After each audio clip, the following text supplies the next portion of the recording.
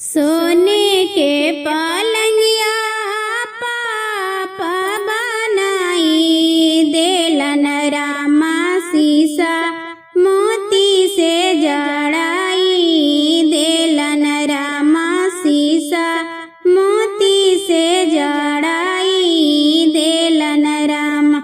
सोने के पलंगिया पापा बनाई देलन रामा सीसा मोती से जड़ाई देलन रामा सीसा मोती से जड़ाई देलन रामा।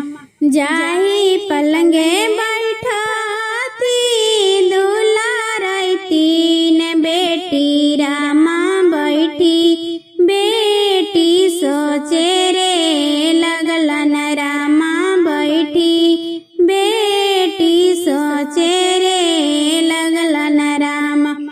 जाही पलंगे बैठती सुंदर बेटी रामा बैठी बेटी सोचे रे लगलन रामा बैठी बेटी सोचे रे लगलन रामा।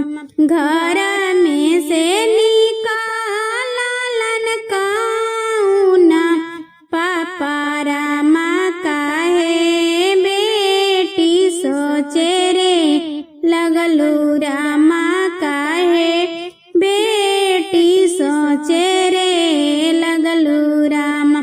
घर में से निकालन कौना पापा रामा काहे बेटी सोचे रे लगलू रामा काहे बेटी सोचे रे लगलू रामा।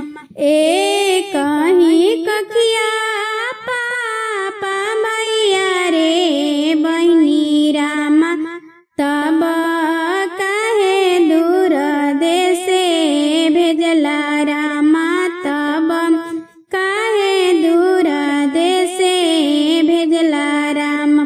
एक ही कखिया पापा मैया रे बहिनी रामा तब काहे बिसारी दिहला रामा तब काहे बिसारी दिहला रामा।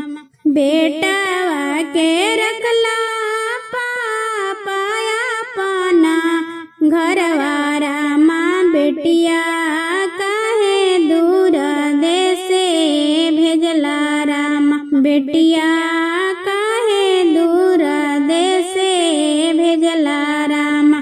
बेटावा के रखला